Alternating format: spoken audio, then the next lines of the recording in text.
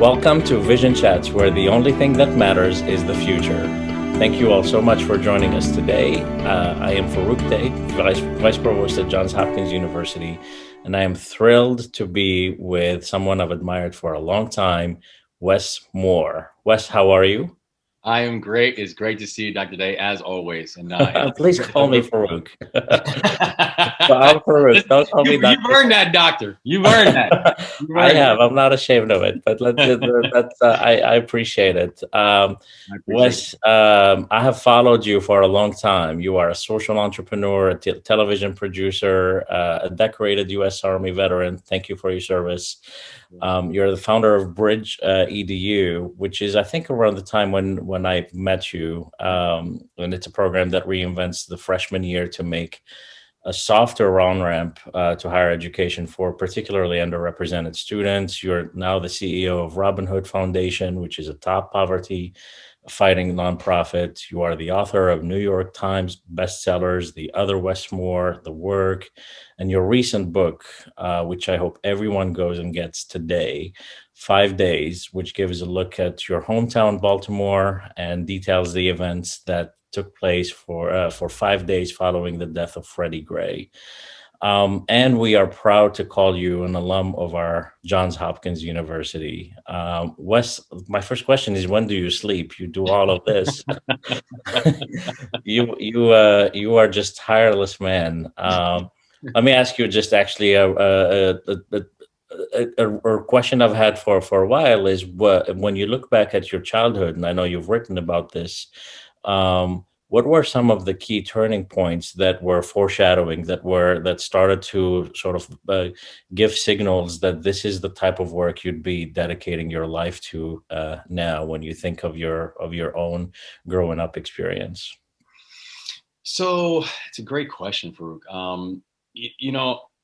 Well, first, I think that so much of how I think about the things I want to spend my time on and the impact that I want to try to make. I think my mom said it best when she said, "You got it honestly." And I just think about where I came from, right? I come from a history and a legacy of teachers and preachers, as I say, right? I mean, people who were activists, people who were involved in struggles, people who supported their community and supported their family. And so, in many ways, it was actually very much how I came up. It was what I saw. It was what I was exposed to, and also, frankly, it was the barrier. It was the protection that I had from so many of the other things that Mhm. were showing themselves in not so positive ways in how I was coming up. Because I think, part of the challenge that I think I had, that if you'd have asked me years ago, said, what do you see from your future, or what do you want to do? The honest answer is I couldn't have given you an answer. And I don't think it was until I got older that I realized how dangerous that answer was. That if because life has a really nasty and cynical sense of humor for those who don't take it seriously nor have a vision as to what they're planning on doing with it. And so I feel like my commitment to this work, my commitment to service, my commitment to trying to bring people together to come up with ways of actually moving this stuff forward. Like I said, I think a lot of it came from my family, and both the example that they set in their own lives, but also really the example they set in mine, and the way they really protected me in many cases. Was there a moment in your childhood that you remember that stayed with you all this time, and that in your quiet moments you remember, and it's still having a huge impact on your life, and it continues to refuel the work that you're doing? Mm. Um, there are quite a few Yeah. that I think that I lean on. Um, actually, I think one of the ones that I really do lean on was actually the first memory of my father. Mm. And my father died when I was young. He actually died in front of me when I was 4 years old. Um, and but one of the first things I remember was about probably 6 months, 4 months before then. I was fighting my older sister, and we were living down in Maryland. I was actually uh, born down downstate, over in Tacoma Park, and we had this really, it was small home over Mhm. there. And but I remember getting into a fight with my older sister, and my mother had a bunch of rules in her house that men do not put their hands on women. Until I realized that the reason she was so insistent on that rule was because of her own past, where she always said, as a, particularly as a survivor, she was like, I will never tolerate that if I see it. And I particularly won't tolerate it if I see it in my own son. So when she see me fighting my older sister, she would always come at me. It was always my fault. And she would say, "You do not put your hands on women. You do not put your hands on women." And I explained to her that that wasn't a woman, that that was Nikki, that was different. Mhm. And my mother didn't see the difference between the two. And I remember one time I punched my older sister, and my mother started coming after me, and I Yeah. sprinted. I was scared to death, and I sprinted to the bedroom, and the door opened up, and my father walked into the room.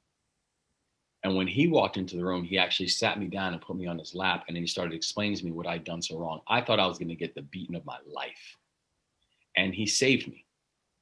And the thing I remember actually most about that moment was when he told me that I had to go apologize to my mother and to my sister, but he would come with me. I was holding on to his hand, and he was a big guy where, my hand wrapped around just two of his fingers. Mhm. And that was the thing that I remember most. And again, the only other memory I have of him was about 6 months later when he died in front of me. And Mhm. but the reason I feel that, and the reason I feel like I went to that is, I feel like I still have that, right? Mhm. I feel like in the way I navigate the world right now, I can still feel his two fingers. I can still feel him guiding me. I can still feel him pushing me. Mhm. I can still um, I can still feel him telling me which places to go and which places not to go. Mhm. Um, I feel like he's still protecting me, Mhm. and it's very meaningful, because when I think about this path, and I think about this work, and I think about this journey, when you're not doing any of this stuff alone, when you got some pretty big forces and some pretty big hands that are helping to make things a little easier, it's meaningful, and it makes every day a little bit simpler. Mhm. I really appreciate the vulnerability here, and it explains so much about you, Wes. Because as I've told you privately, I think what I know is true about you is that all of the work that you do today comes from that place of love and compassion and empathy. And I mean, I think anybody who's connected with you or know you personally or from afar can see that. I know on behalf of Johns Hopkins University and all of the people who've benefited from your work, thank you for everything that you're doing, and that's a beautiful story that you just shared. We fast forward today. I know you're doing a ton of work in the poverty or to fight poverty and in social justice, and I want to just really start to peel the layers around social justice and try to think about where we're headed. And COVID-19 has definitely acted as an accelerant of a lot of patterns and trends today. First of all, we're experiencing a global tragedy, really, with this pandemic. 70 million cases already worldwide, 15 million in the US, 1.5 deaths in the world. Almost 290,000 people have lost their lives in the United States due to this pandemic. And in addition to the public health crisis, this is also pushing poverty beyond boundaries that we had imagined. We already know that poverty is anticipated to rise to 100 million people by 2021, and 8 million people so far have been reported to have slipped into poverty this year. The work that you're doing is all to fight that, and it feels like, Wes, we're sort of, I feel it, I hope I'm wrong, that it's kind of like slipping away from us, that the gap is going the opposite direction that we would want it. And what has happened in the last 8 months that's making this happen, and how can we turn this around?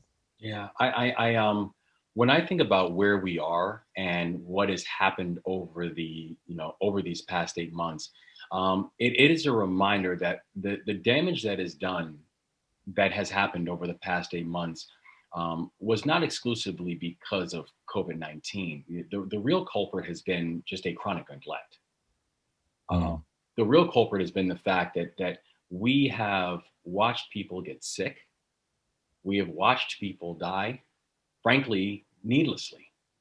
Um, because A, we have not moved with a sense of urgency, but also B, what this has done, it's really exposed the disparate realities that we had within our society well prior to COVID-19, where COVID-19 worked as an accelerant, but also really what it worked as was it exposed the level of disparity that we have within our society. And I think we can see it everything from the fact that 23% of people that have lost their jobs during COVID-19 were people who were living in poverty before COVID-19, i.e., the working poor, people who were working one and sometimes multiple jobs and still living below the poverty line. It's exposed the fact that 75% of the essential workers and the emergency responders have been people of color. It is so, and it also then highlights the fact that when we look at the disparate impact that COVID-19 has had both health and economically on Blacks and Latinos and people of color, it shows the fact that this isn't about the fact that the disease hits our DNA or gene pool differently. Mm-hmm. It's about that these are societal structures and creations that are having it and forcing it to have a disparate impact on communities of color. And Mm-hmm. so I think what's happening when we're watching this realm of poverty, and I love the way you phrase it too, because I do think it's important when people say, well, the question was about poverty, that and you just mentioned race. The answer is you can't separate those two things, and the Mm-hmm. data continues to reinforce the fact that you can't separate those two things. It's not that it's a conversation saying, well, it's not race, it's class. Well, no, it's both. And because race is still the number one leading predictor of life outcomes that we have across this country. But it does go to the fact that we had so many people that were so amazingly vulnerable even prior to this. Mm-hmm. That 44% of people could not afford a $400 shock with cash prior to COVID 19. Mm-hmm. And frankly, the fact that so much of the response that we have had to it, governmental response, institutional response, has been sporadic and spotty and miserly and unfair. And so when we're watching these disparities that were there beforehand, everything from housing to education to employment opportunities, what we're seeing right now, where COVID 19 is really stretching us and testing us when we question about what is our humanity and who are we fighting for, and how does that then reflect in both our budgets and our urgency in terms of the work we're actually trying to get done. And you mentioned education, and I think that's an area that I'm starting to pay attention to. Not only higher education, I'm looking at K through 12 education, and it feels like we're starting to see different kind of pandemic start with children falling behind all over the country, and frankly all over the world too. I mean, there are many places around the world that don't have online learning even as an option. So, I mean, there's a crisis now of attendance where we're having schools that are trying to track students down and they can't find them, and all of a sudden they're discovering that the students who have been homeless and they didn't know about, and now they're having to figure out how to not lose these kids. But even the kids who are participating, they're falling behind in grades. That online learning is uncovering a different type of crisis that has existed before. Is that something that you've also looked into and you're hearing about? Absolutely, and very much so. And I tell you, we have to really think about and consider the fact that why we found ourselves so flat-footed in the fall when we knew as early as the spring how difficult this thing was going to be, and it was not going to be short term. We knew this in the spring. And so the fact that there had not been that significant push, both in terms of funding and supports, to be able to think about how are we reinventing the summer, considering the fact that we had students who have been out of the classroom ever since March. I mean, when we think about where a student needs to be in terms of grade level reading on third grade, right? One of the key standards, one of the key triggers that people look at to understand if a student is on track. There are really three things that we look at for that student, right? One, and three reasons why a student is not on track when it comes to grade level at that point. One is students who are entering school unprepared. So students who are entering school without knowing letters and colors and numbers. The second is chronic absence. So kids who are missing, or and the definition of that is just by you're missing 30% or more of the school year, right? If you're not in the classroom, you're not learning. And the third reason is summer learning loss. So students who will leave in June, and it'll take until November for them to catch up where they got in June, because the months between June and September were not being used in a way that was continuing to cultivate the educational experience.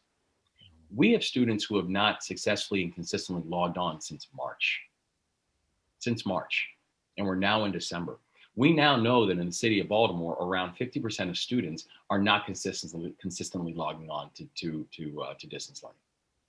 And so part of that has got to be, and part of that is the fact that we have just very serious technological and hardware issues that we have to be able to address. The truth is that universal Wi-Fi in this day and age needs to be a right.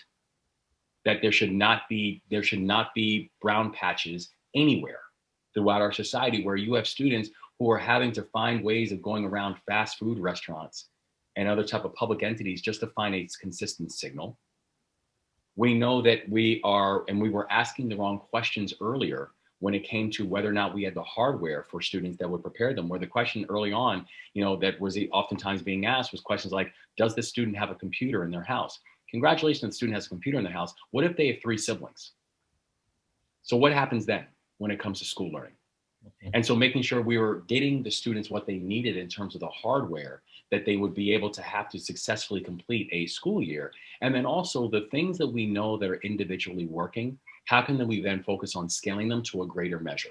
And so, for example, we know that things like being able to give under-resourced students intense and focused tutoring, that works. How then do we have a national conversation about being able to target those resources where those resources need to go? We know that we're having a significant crisis, to your point, Farouk, about that it's not just a K-12 conversation, it is also a higher ed conversation. And how many students, and particularly students of color, are now losing out when it comes to this higher ed transition, and how it's particularly hitting a lot of our open access institutions and the ones who are serving this population most. And so the fact that there has not been a concentrated plan on that buildup is really heartbreaking. And one other point on this that I think is important to remember is this: there are certain issues that we say, and it's true, we're like, we have to wait on Congress to do this. We have to wait on Washington to do that. One of the beauties and challenges, but one of the beauties of education within our society is that education is really a federalist function. It was intended by the Constitution that it would have state function and state leadership to be able to determine things like curriculum. For example, why the Secretary of Education cannot determine curriculum for the entire country, right? And so this actually is presenting us with a really powerful opportunity to think about what can we do here that can truly specialize and focus in a way that we don't necessarily have to wait for others to be able to come up with an answer for us.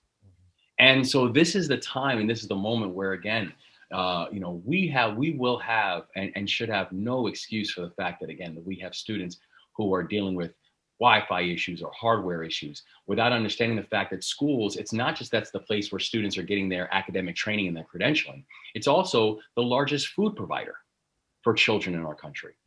It is the largest childcare provider for households in our country. It is the largest mental health provider for children in our country. They play such a crucial and instrumental role that there has to be a necessary focus on being able to not just center, but allow this opportunity to not just, not have the gaps grow wider, but also really use this as an opportunity to rethink a lot of fundamental structural things to actually decrease the gap in this moment as well.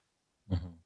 Well, and I think what you're pointing out here is that that different school districts are dealing with this differently based on their access to resources and to wealth and to the communities that they serve, and we're seeing that play out right in front of our eyes. That communities, if we use Maryland for example, as Howard County School District is, and the story is looking different there from other school districts that perhaps collect less taxes, let's just say. So I think what this is unveiling in education in other places is what we've known for a long time, which is that we live in systems that are not fair. These are oppressive systems. These are, so systematic oppression is a real thing.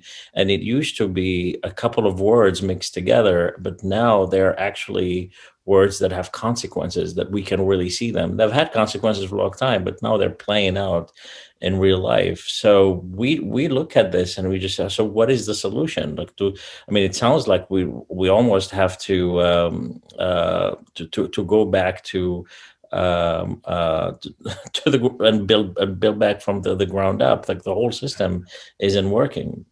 Yes, and we have to understand it. I mean, I can tell you right now, anyone who is just talking about rebuilding what we had before, I feel like had no idea what we had before and the challenges of what we had before, and also B is someone who is not truly using the imagination of this moment.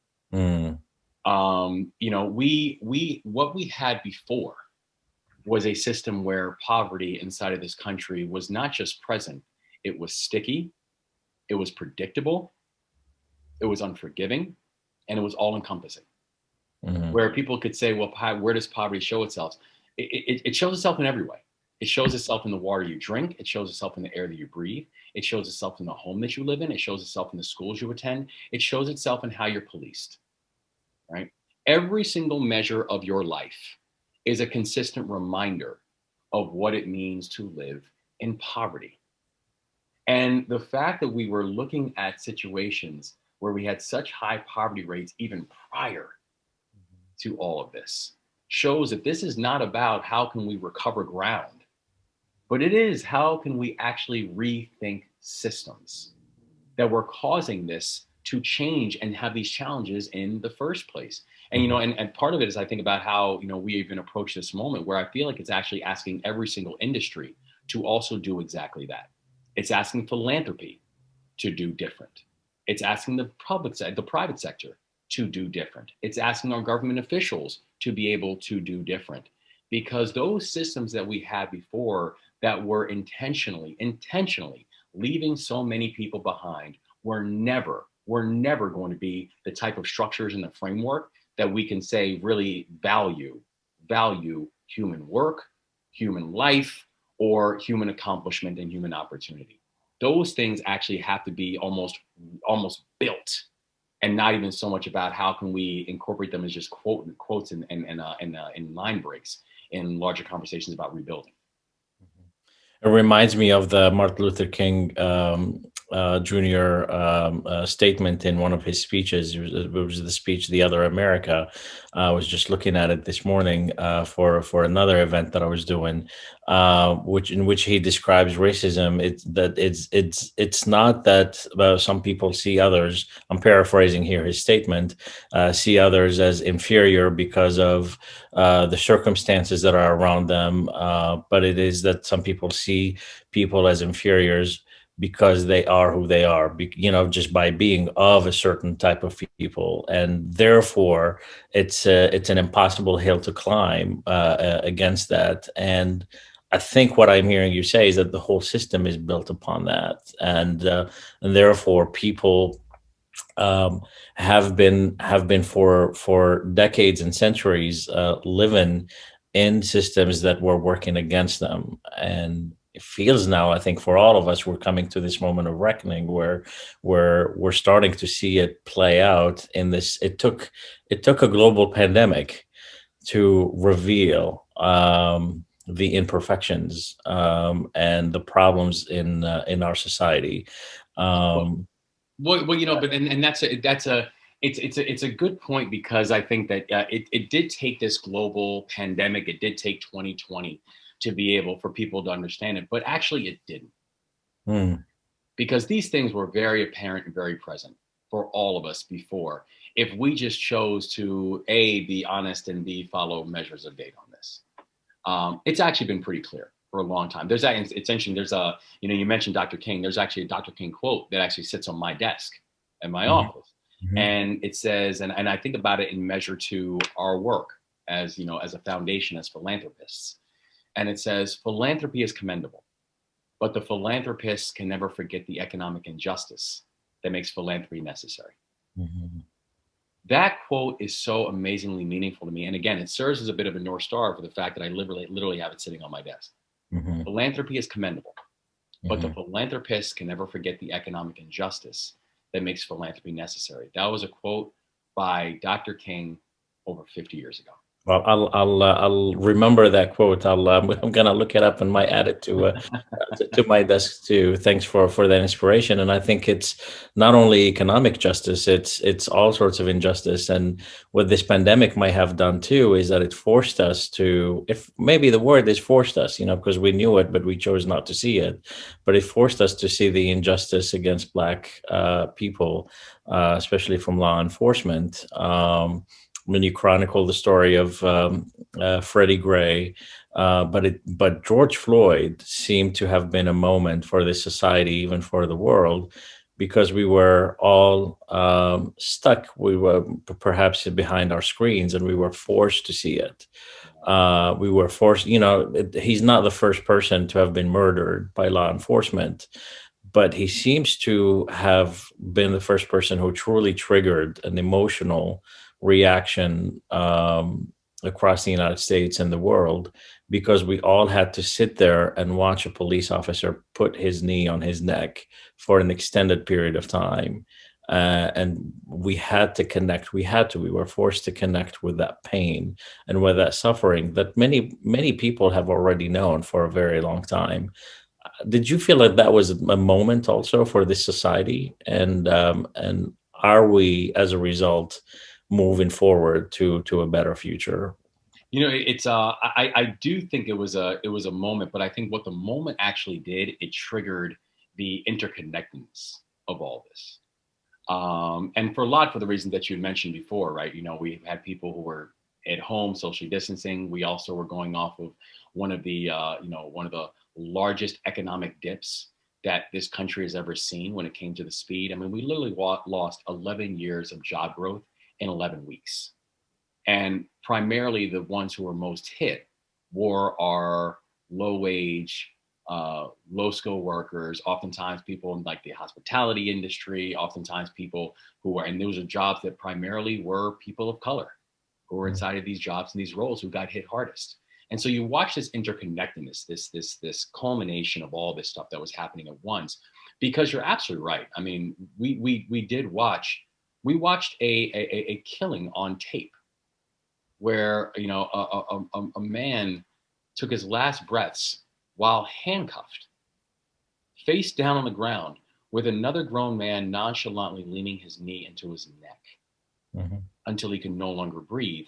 But the reality is that we watched George Floyd's name being added to a much longer lineage of names, Mhm. to the names of Michael Brown Mhm. and Philando Castile Mhm. and Freddie Gray and Walter Scott and Anthony Anderson and Chris Brown and Tyrone West and Sean Bell and Eric Gardner and Sandra Bland and Breonna Taylor and John Crawford and Laquan McDonald and Tamir Rice and Ahmaud Arbery and Trayvon Martin. And the list goes on and on and on and on. And so, but I think the thing that why this moment was so different, because you're absolutely right. We've seen this on tape before. We saw it with Walter Scott, right? We saw it with Eric Gardner.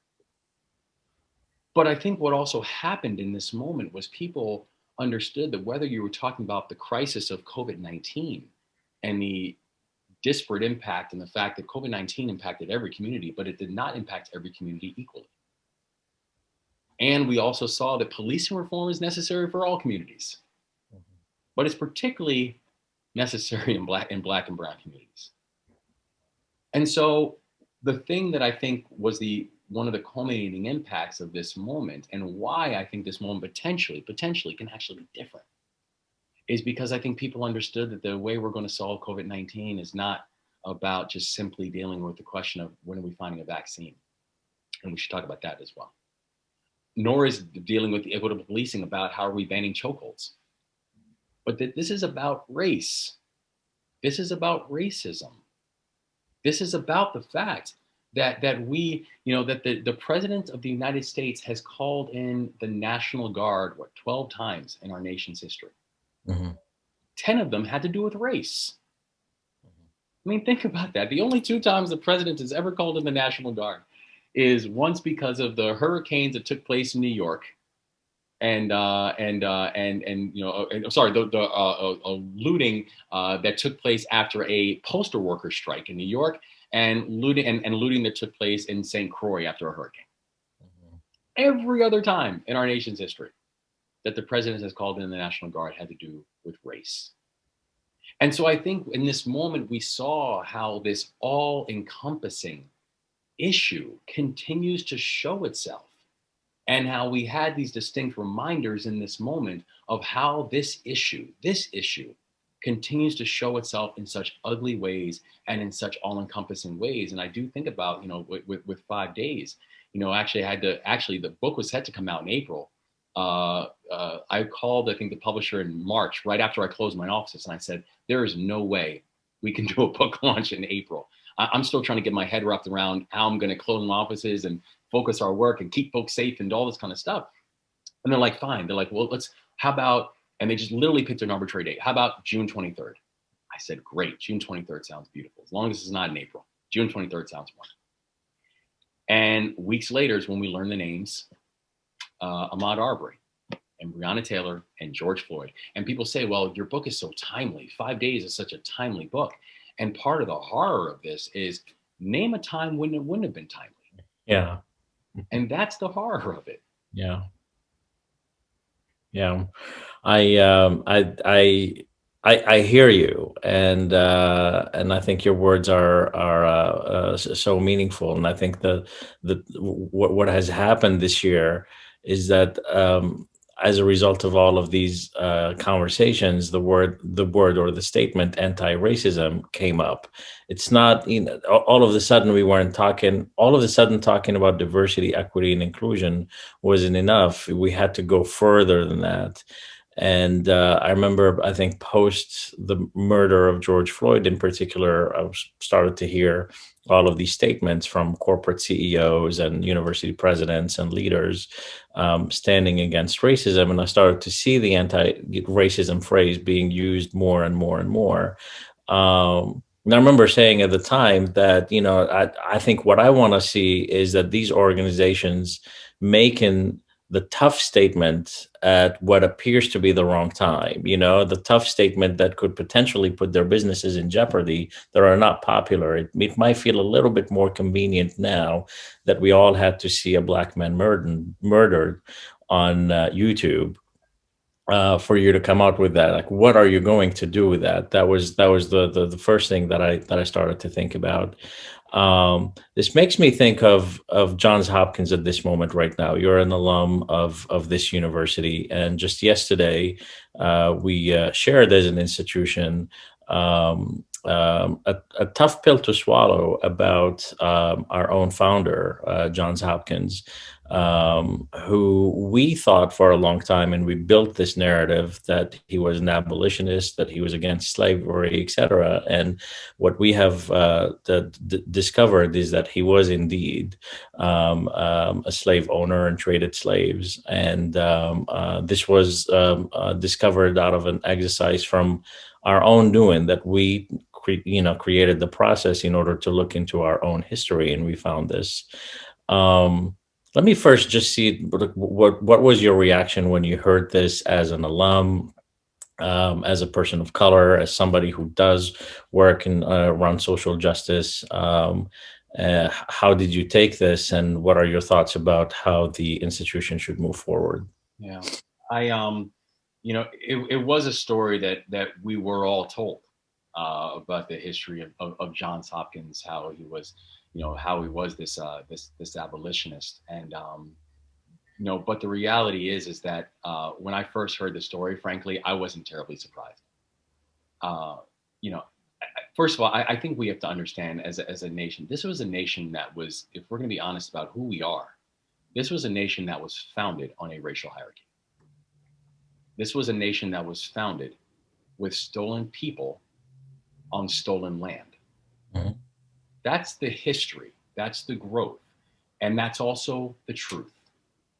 And so, frankly, the revelations weren't terribly surprising, frankly, but I think it does actually serve as a very important and distinct reminder where, it actually gave me a moment to think about my own journey, where I think about the places where I have not just spent time, but the places that have built me and trained me and given me my credentialing.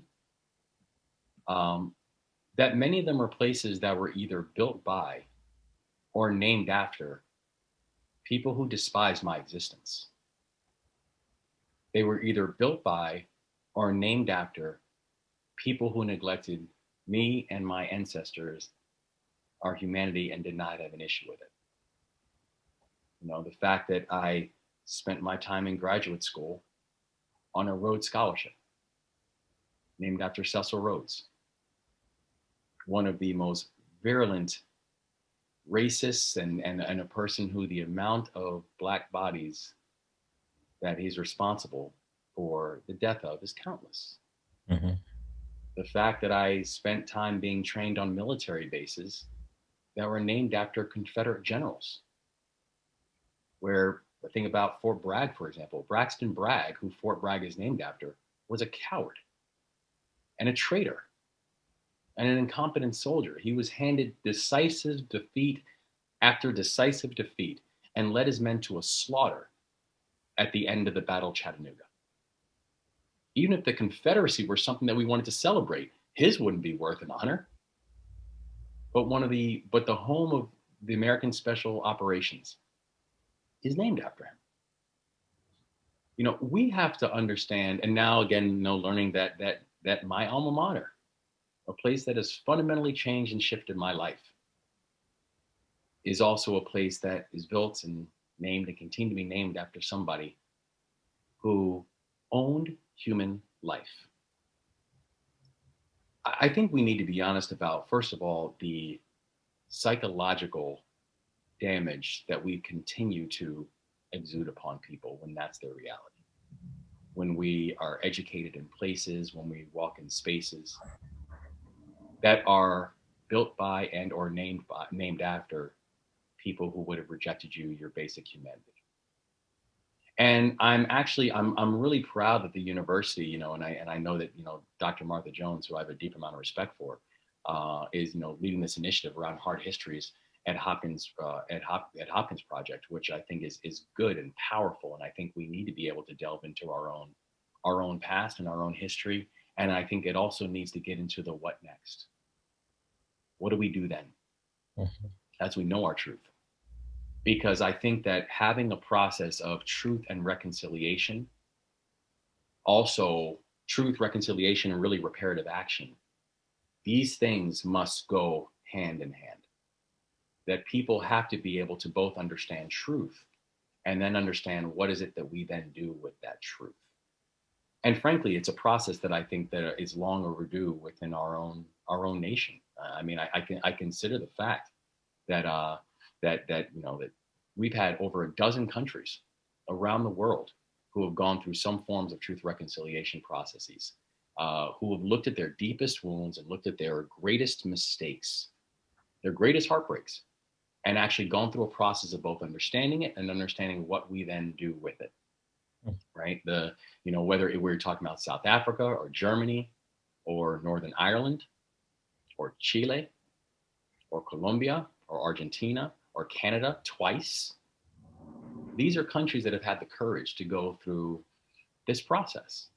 That was imperative and important because unless we have a measure of truth about who we are and where we're from, there is no way that we can move forward. And so that reality, the fact that that the subjugation of Black lives is so ingrained in such a part of Western society that today, I stand before you as a person who doesn't just bear the name and bear the surname of a slave owner, that's also the name that I passed on to my children.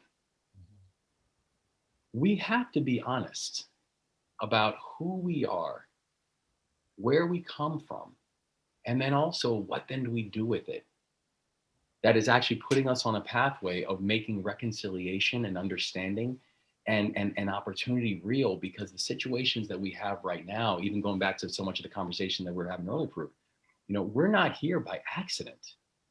We're not here. We don't have the type of the measures of disparities that we have within our society just because we don't have a 10-to-1 racial wealth gap in this country because one family worked 10 times harder.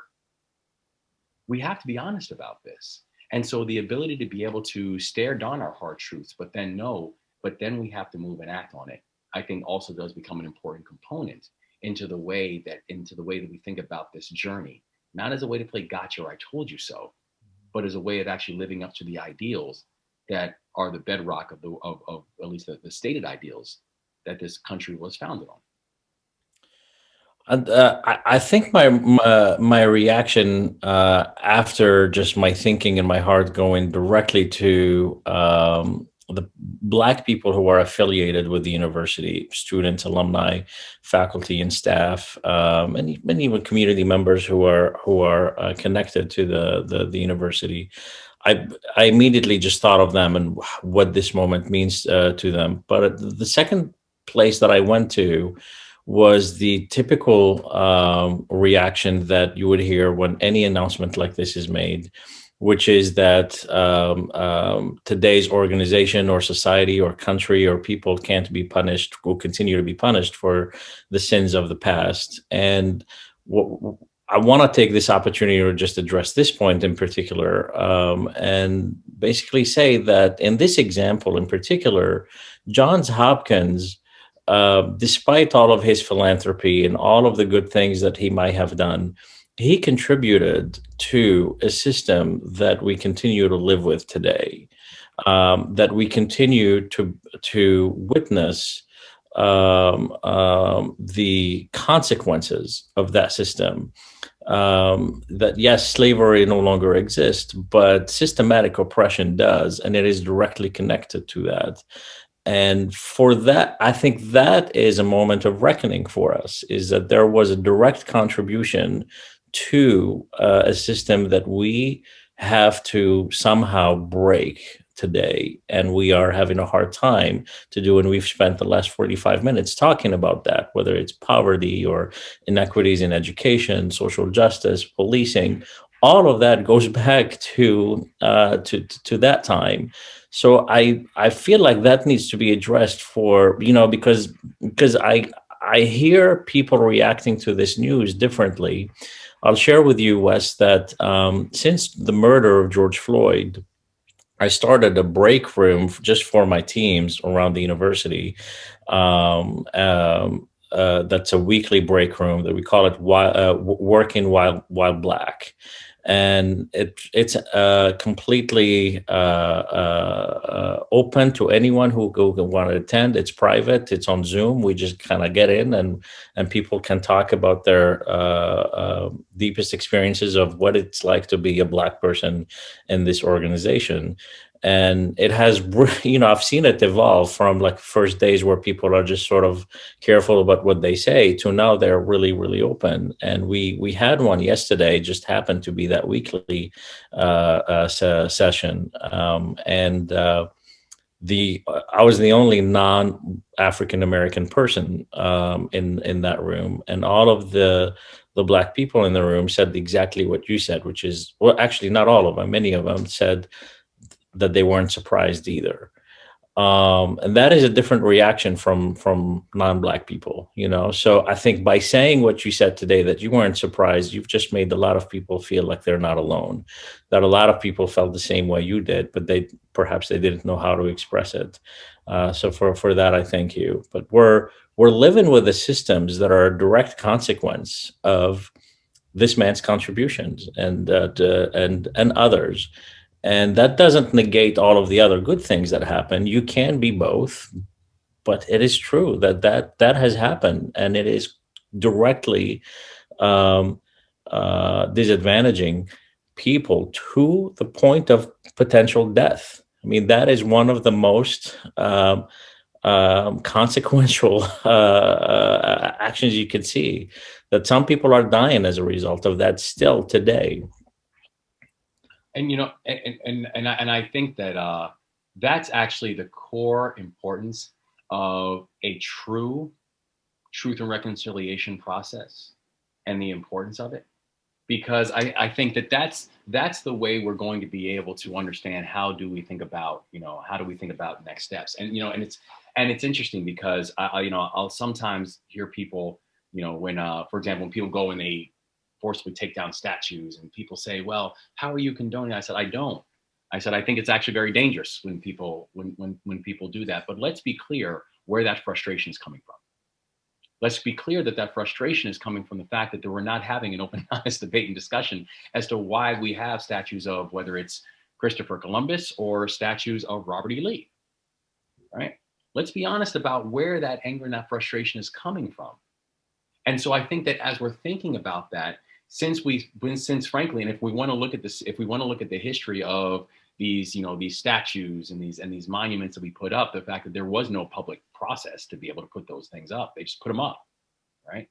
Now, let's actually then have a truth and a real process to understand why we have certain things up.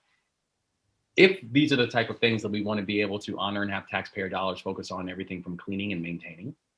And also then, how do we think about the next steps that we think is both going to address the problem, address the wound, and then be able to think about what it means going forward. And so, one of the things I'm hopeful for in this process that Hopkins is doing, I think Hopkins can really set a really important national conversation on this. That this is not and should not just be about Johns Hopkins, because frankly, we also have to understand that even no matter what we learn about Johns Hopkins, it still happened in the context of Baltimore, for example, which is one of the most hyper-segregated cities in the history of this country. We also have to understand what it means that Baltimore exists in the state of Maryland, which was one of the primary battlegrounds for the Civil War, and where you had some of the most deadly battles in the entire Civil War taking place within our state limits. And what that means, the fact that you have the Mason-Dixon line running literally through our state. What that means in Maryland for the country. And the fact that we still do have a country that is not just bitterly divided in terms of where we are, but frankly, bitterly divided when it comes to basic facts about how we got here. And so these are things that I think we collectively have to understand, that as we talk about ways to move forward, we cannot talk about ways to move forward if we're just simply stepping on sand. We have to have a hard foundation to be able to know how then do we progress and do we move on in a place and in a space where this is about how do we move up and move forward collectively. And I'll say this one thing, and when I'm powerful, what I think is really powerful about this time is, I think movements or moments become movements when it's not just the impacted population who's demanding justice. And I think we've seen that repeatedly in our nation and our world's history, right? A moment became a movement in South Africa and the taking down of apartheid South Africa, when it was just not Black South Africans who were demanding justice. When you had activists from around the world, when you had corporations who were saying, I'm going to divest until I see a change in government there, right? When a moment becomes a movement, when a moment became a movement in civil rights, when it was not just Black Americans who were demanding justice. A moment became a movement in the LGBTQI movement, when it was not just our family members and our friends and our brothers and sisters who were LGBTQI who were arguing that love is love. Moments become movements when we are bringing a collective in to be able to demand justice. And the thing that does give me hope about this time, the thing that does give me hope about this movement, is that as we're having an honest conversation about not just the history of the country, but frankly, the treatment of people of color in this country, the treatment of Black people in this country, that should not just be a debate that Black people are at the table for.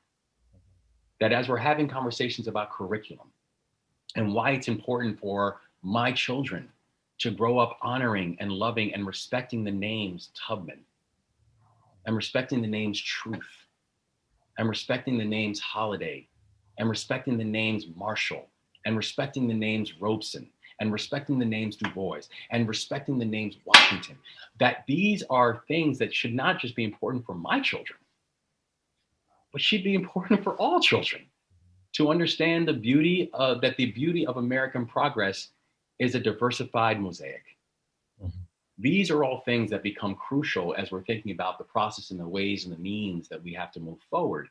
But again, it all is set on a foundation of truth.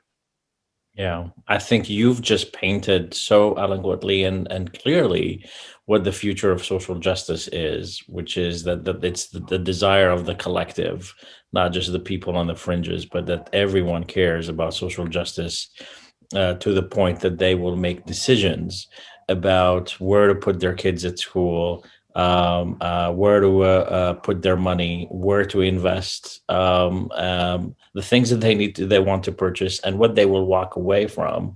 And when people do that in masses, I think we'll see society change because everybody and we start to see that in some places, but it wasn't enough. I mean, um, there was a time where it was only Kaepernick and a few who would kneel down, but it wasn't popular enough. And then all of a sudden, now we're starting to see kneeling not only as acceptable, but as a form of respect. People started to get it, but it shouldn't have taken a person dying at the hands of police for us to get there. But we're slowly, hopefully, reaching that. I want to focus in the last minute or two that we have on how do we get there. So that is the vision that you've painted for the future of social justice. So how do we influence education, industry, government, society in general, the core, the family, the nucleus, the individual? How do we influence society so that the collective cares about social justice more than necessarily individual gain? What I'm hearing you say, Wes, is that you want everyone to be in the given spirit, not the taking. That it's all for everyone. How do we get there? It seems such a beautiful thing to want, yet so difficult for so many. It's a really good and important question. But the thing that what I really want for people to understand is how powerful we actually are. I think sometimes we can get overwhelmed and we can feel and we can look at the world and we can say, my God, like these problems are huge. Like I'm not even sure where to begin. I'm not sure where to start. I'm not sure what exactly to do. And I think one of the beauties of this moment that we find ourselves in is no one's being asked to do everything, but everyone is being asked to do something. And what we are being asked to do is to being able to actually stretch what we think our measures and our levers of influence actually are. Mm. Where if that we can give philanthropically to organizations, and that's fantastic, and there are tremendous organizations that are out there and need your support, that we can find ways of saying, actually, what I can do is I can give a little bit of time every single week or every single month to this group that works with children, or this group that works with seniors, or this group that works with veterans, that whatever it is that makes your heart beat a little bit faster, that you should go after. But I think also the thing that we can do is really spend time to educate ourselves and understand that there is a reason why we have so many societal differences. And that still comes back to, in many cases, the issue of policy.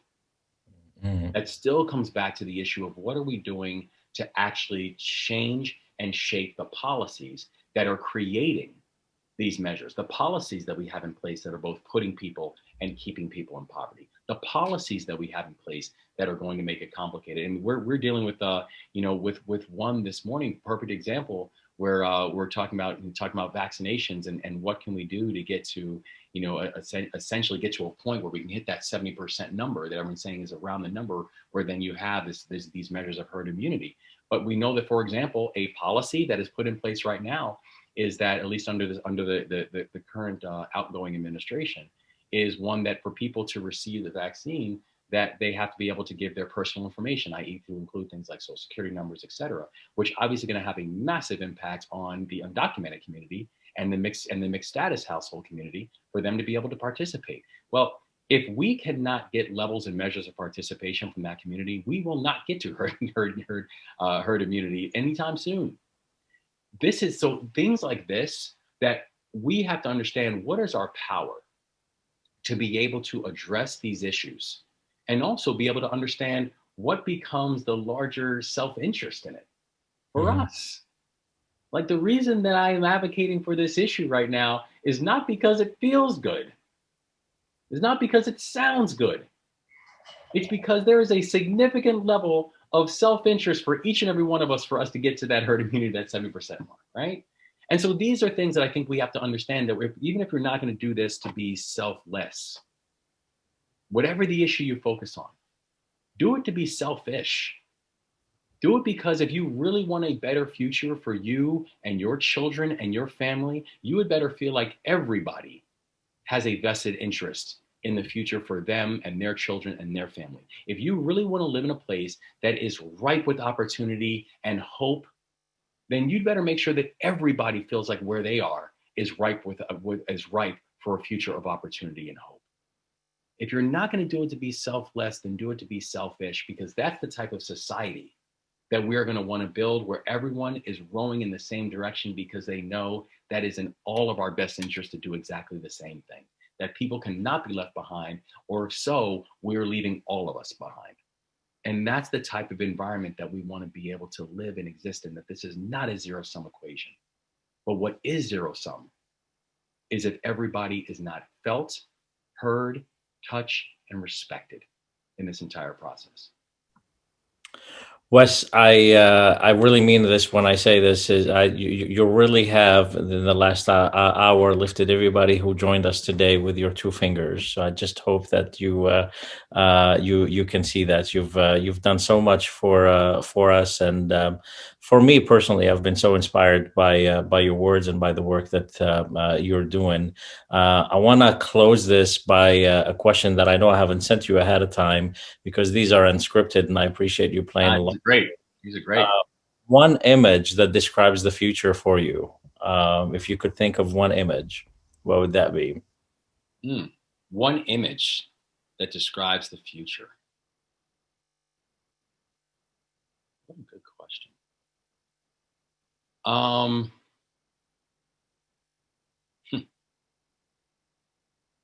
I'll give an answer, and then I'll give you a reason why. Um, I think about my grandparents' home in the Bronx. Uh, my grandfather was uh, actually was born in the United States. Was the first one on my mother's side of the family born in the U.S. He was born in South Carolina, and it was actually he was run out of the country when he was a toddler because my great grandfather was a minister and was a pretty vocal minister, and eventually it was the Ku Klux Klan that ran them out, and didn't just run them out of South Carolina, but they ran them out of the country. They moved back to Jamaica.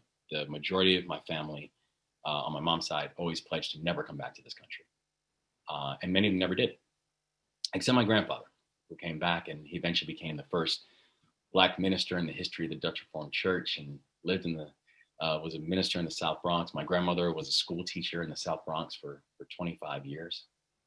But the reason that I think about their home as my hope is that they bought this little small home in the Bronx, and a home that was barely big enough for them. But after my dad died and my mom was looking for support, she called them up and said that she needed help. And they said, bring the kids up here and we can help. And that home really became our refuge. That home that was barely big enough for them, they figured out a way to make it big enough for all of us. That home literally helped to save us and save my mom in her most challenging of circumstances. And the thing is, it didn't just play that role for us. That home was a place where, and you know how this goes through. It's like I had so many aunties and uncles who were just coming in and out of the home for a 2-week period or a month-long period, or for 6 months. Maybe someone lost a job and they needed a place to stay. That home, I swear, we said it had like elastic walls because it just kept getting bigger, because we have to keep having to just put more and more people inside this home. But it was a place of refuge for people. It was a place of love. It was a place where, my grandparents devoted their time and their energy to get this little place that ended up meaning so much to so many people. both family members and family members who are my aunts and uncles who kept on coming in and out of the house when they needed a place to stay. And so that's my dream. I want this to be a place. And again, this is, I think about my grandfather, who was maybe one of the most patriotic men I've ever met in my life, but a person whose earliest images of this country was this country rejecting him and rejecting his parents because of their skin color. And still, he was maybe the most patriotic person I've ever met in my life. And that's what I want this place to be. I want it to be my grandparents' home. I want it to be a place of opportunity. I want it to be a place where we know that everybody's going to be welcomed. That even in your toughest times or in your best times, you always could come here. You always had a place to stay.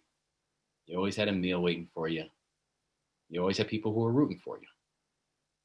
And that's what I want our future to look like. A place where we can actually meaningfully have a place where all people feel welcomed. All people feel supported, and where ambition and opportunity actually have a chance to meet each other. And that's my hope. Beautifully said. Thank you so much for inspiring us, Wes. My admiration for you went from here to off the roof. So thank you so much for all the work that you're doing. I wish you the very best. You are turning America, maybe one city at a time and one neighborhood at a time, into your grandparents' home. And if we can play any part in that, please don't hesitate to reach out. Thank you all so much for joining us today. I hope you've been inspired just as I have been. And remember, everyone, there's only one vision that matters, and that's the one that you create. Thank you all so much. Blessings to all. Happy holidays. Happy holidays.